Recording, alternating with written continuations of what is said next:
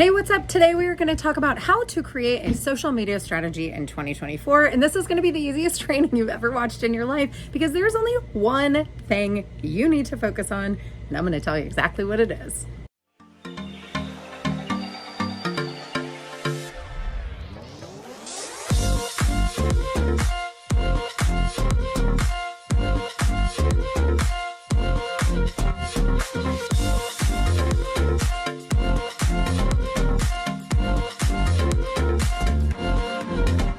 Before I made this video, I went ahead and scoped out on YouTube other people who are creating content on this same issue just to see what they were saying.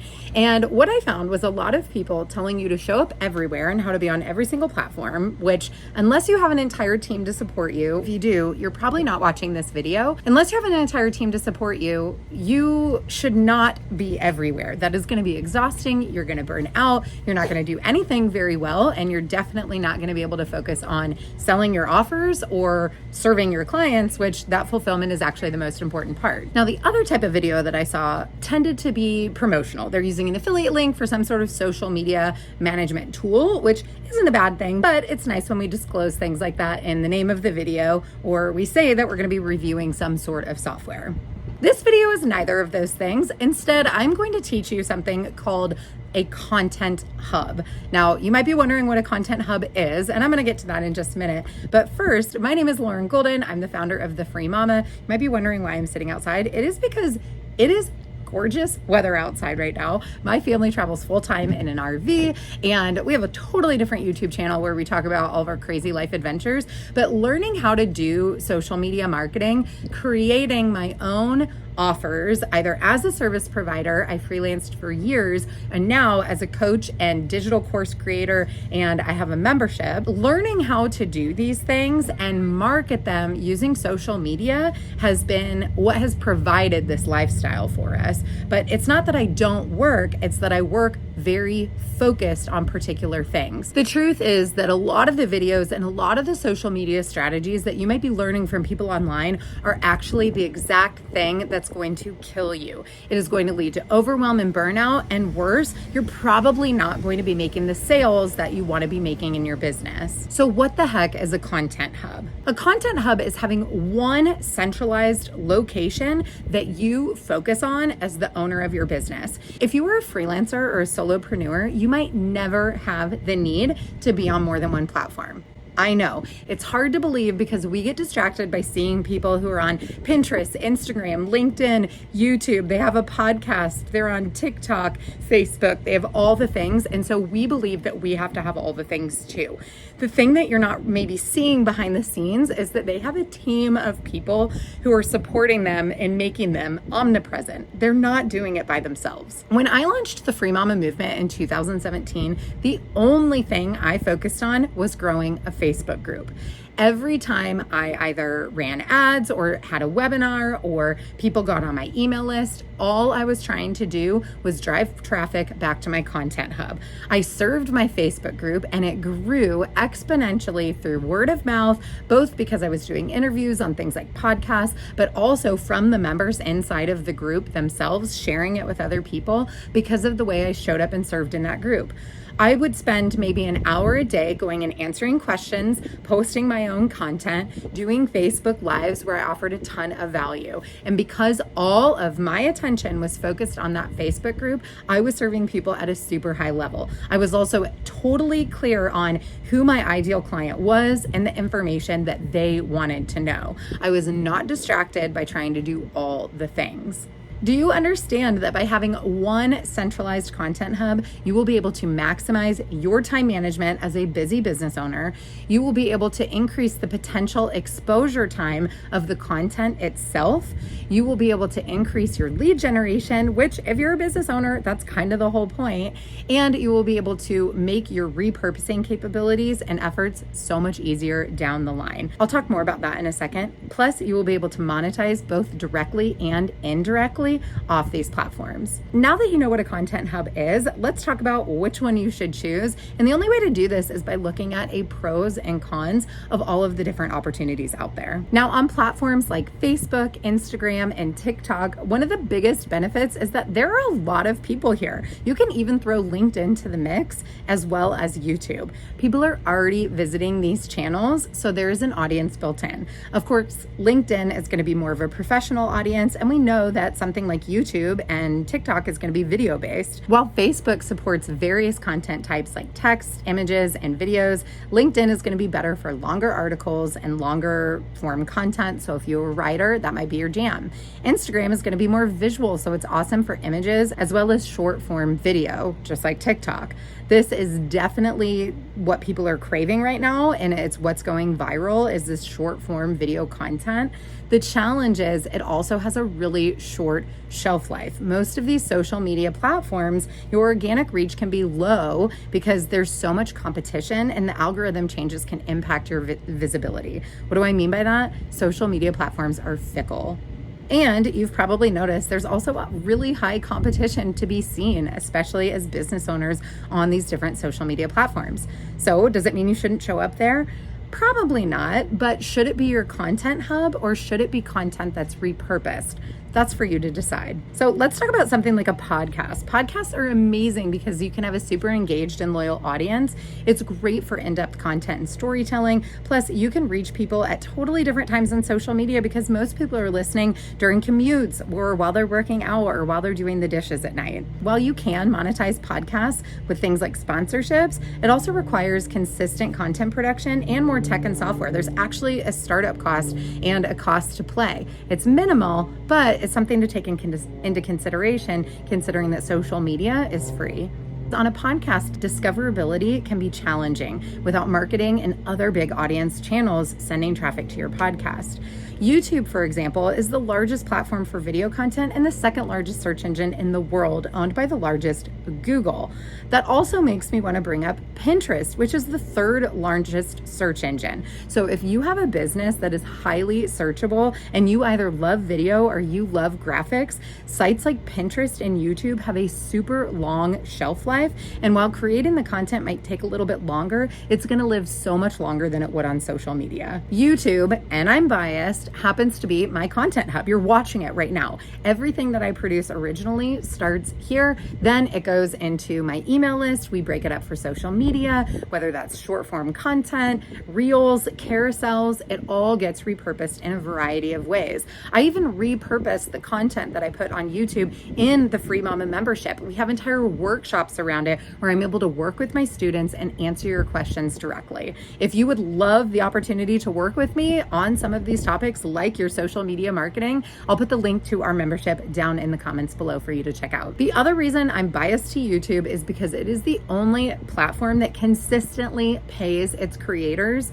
to create. While sometimes you might get a few cents from doing reels and things like that, YouTube consistently rewards people for showing up and creating good content on the platform. It's been its practice for a very long time. It's not wishy-washy. Anybody can benefit once you hit certain thresholds in your watch time as well as your subscriber count. Like a podcast, something like YouTube is going to be a longer time investment. It takes time to produce these videos for me to think about what I want to say and then show up and then actually say it, film it, edit it, come up with the caption, all of those things. Now, is it a reasonable amount of time? Yes. And what's really cool is we only currently produce 2 episodes every single month. So we're talking about hours a month instead of hours a day, which I know a lot of people are putting into reels. Okay, what about my writers out there? Well, you've got 2 options. Again, LinkedIn and Facebook have opportunities for long form content for you to reach your desired audience, of course, but blogs and email lists are going to be great ways where you also have way more control than any other platform that I've mentioned. Blogs, especially if you're using something like WordPress, you have complete control over both your content, you own your website, and SEO, which means you can get found by things like Google. You're going to build authority and it enhances your ability to be discovered because, again, SEO, search engine optimization, it's search-based, it's keywords. Blogs might take a little more time to produce than, say, a Facebook post, and it's going to require some sort of traffic plan if if you don't have your SEO locked in when you're first getting started to make sure that you're actually getting eyeballs on your stuff. Email lists seem to be all the craze online. I have strong opinions about whether or not you need an email list. Not everybody does, so you can check out this video right here to see if this applies to you. But having an email list once you get to a one-to-many or scalable business model is a really smart idea. It's very funny, but the day before I recorded this video, Facebook actually shut down. Everybody freaked out, except people in the Free Mama membership, because I had already done this workshop with them on this particular topic, and they know that social media, it's gonna come and go. You don't own your traffic. You don't have any control. Any of these platforms could go away at any time for any amount of time, and if that's where all of your stuff is and you don't have access to anybody anywhere else, you're kind of gonna be screwed if you don't have the ability to pivot quickly. An email list, on the other hand, is traffic you own, as we like to say. That means they sign up for your list, you own your list. You're not subject to algorithm changes or shutdowns. You can even take your list with you if you change email marketing software. Plus, you're gonna be able to deliver personalized content, meaning you don't have to hope that it gets in front of the people who follow you. It's going to be delivered directly to their inbox, which also means higher conversion rates, open rates, click-through rates, and buyers. With that being said, building an email list definitely takes some time, and you have to have an exchange of energy. That means something to give in order for them to give you their precious email. Before you choose which content hub is right for you, a couple things to think through is, what do you prefer? Meaning, where do you like to spend time and consume content? What comes naturally to you? Are you a talker? Are you a writer? Do you like video? Do you make beautiful graphics? So think about the pros and cons, not just of each platform, but also for you. Before we wrap up, I have 4 tips for creating your content hub. The first is to map it out first. If you're a Free Mama member, you have my annual planning guide. If you're not, I'll drop a link to that down below as well. It does cost some moolah because it's a pretty robust guide, but this annual planning guide is going to help you map out your ideas, not just for your ideal client, but for whatever you're going to be selling this year, any launches you might have, any marketing campaigns that you have in store, and so many other things. You can also use AI. I have several AI trainings in here, whether you use ChatGPT, Claude, or something else, and talking to the robot to start to brainstorm some ideas that are going to be applicable for what your ideal client wants to hear is going to be a great place for you to jump off the ground. My second tip is to make sure that with any content you're creating, to have a very specific intention for what you want your audience to do. What is the customer journey that you want people to take? What is the specific call to action that people are going to do at any given point? From YouTube, I always want to tell you guys about joining my Facebook group because it's free and it's amazing. We have over 40,000 women who are freelancing and changing their lives and starting to get into digital products and freedom-based businesses, and it is so cool. See what I did there? My other call to action is to try to somehow get you on my email list. It might be with a low ticket offer. It might be with something totally free. But of course, you're already here consuming my free value. So that's what I think through, is what's something that makes sense? What's a logical next step that I want the person viewing this video to take? Think about that for whatever your content hub is. Another way to ask it is, where are you moving them? If I can move you onto my email list or into my Facebook group, then I know that you're gonna start to be nurtured by me, you're gonna meet other free mamas, and maybe somewhere down the line, you'll be more likely to buy from me. Tip number 3 is to pay attention to what's working and what's not working. You don't have to get obsessive over data and analytics, especially when you're first getting started in social media marketing. But you should have some sort of pulse on, what are people responding to? When are people, and by responding, I wouldn't even just say likes. I would say, when are they commenting? When are they sending me a message? What are the things that are moving this relationship forward? How am I making sure that I'm like leaving an impact, that I'm connecting with people, and get an idea of what type of content people are engaging with. Are they responding more when you have videos or when you tell really long stories? And so some of this is a little bit trial and error because you have to pay attention to what people are responding to.